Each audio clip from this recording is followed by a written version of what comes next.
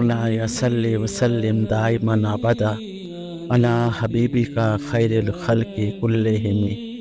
حضرت عائشہ صدیقہ رضی اللہ تعالیٰ عنہ کے خلاف بہتان مبین، واقعہ افک۔ حضرت عائشہ صدیقہ رضی اللہ تعالیٰ عنہ کے ساتھ یہ واقعہ شعبان 5 ہجری میں پیش آیا، اور یہ پہلا معرکہ تھا جس میں مسلمانوں کے ساتھ منافقین کا ایک گروہ بھی شامل ہوا۔ یہ واقعہ سیرت کی کتابوں میں واقعہ افک سے موسوم ہے۔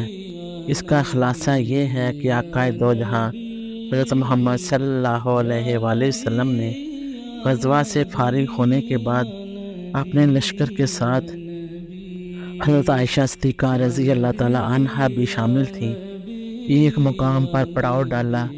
لشکر کی روانگی سے قبل حضرت عائشہ صدیقہ رضی اللہ تعالیٰ عنہ رفع حاجت کے لیے دور نکل گئیں۔ جب وہ واپس پڑاؤ کی طرف آ رہی تھیں، انہیں پتہ چلا کہ گلے کا ہار جو بعض روایات کے مطابق وہ اپنی بہن حضرت اسماء رضی اللہ تعالیٰ عنہ سے مانگ کر لائی تھی، بے خبری میں کہیں گر گیا۔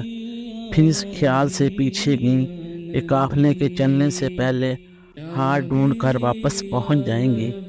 کافی تلاش کے بعد ہار تو مل گیا، لیکن قافلہ روانہ ہو چکا تھا اور اس کے دور تک کوئی آثار نہ تھے۔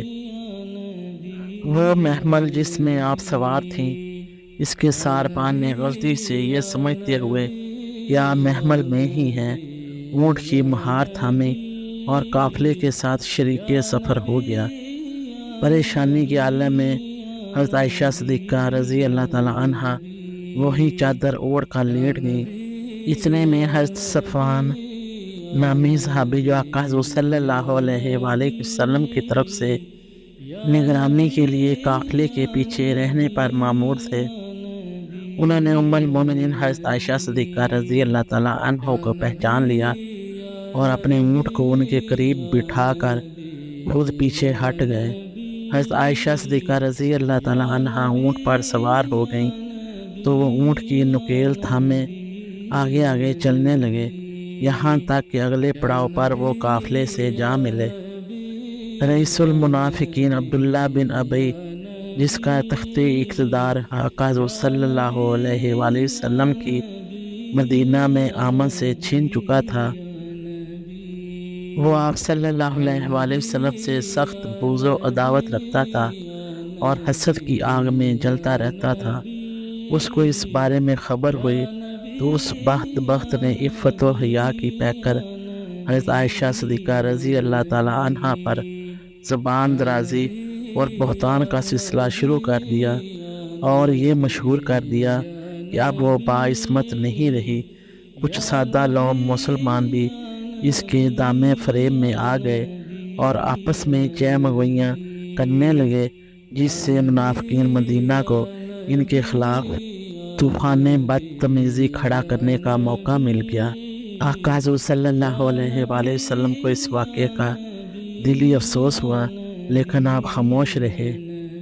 اس ناحق بدنامی سے حضرت عائشہ صدیقہ رضی اللہ تعالیٰ عنہ بیمار پڑ گئیں اور عرض کرنے لگیں، آقا اگر اجازت دیں تو کچھ دنوں کے لیے اپنے والدین کے ہاں چلی جاؤں۔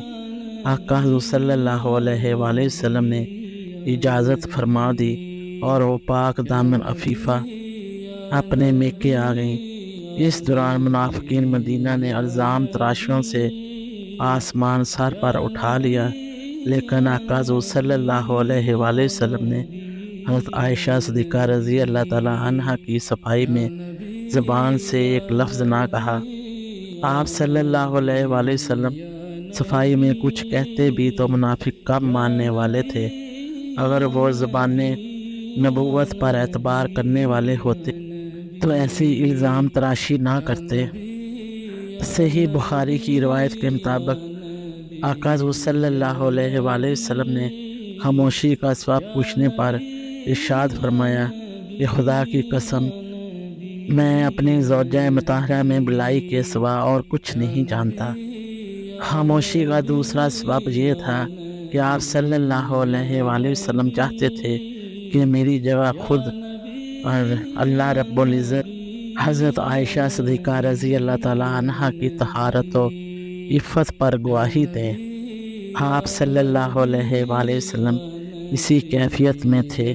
حضرت جبرائیل امین بارگاہ عزتی سے حضرت عائشہ صدیقہ رضی اللہ تعالیٰ عنہ کی طہارت و عفت کی سورہ نور کی وہ 20 آیات لے کر حاضر ہو گئے، جن کی ابتدا میں اللہ رب العزت نے ارشاد فرمایا کہ اے مسلمانوں، جن لوگوں نے حضرت عائشہ صدیقہ پر یہ طوفان اٹھایا ہے وہ تم ہی میں سے بہک جانے والا ایک گروہ ہے۔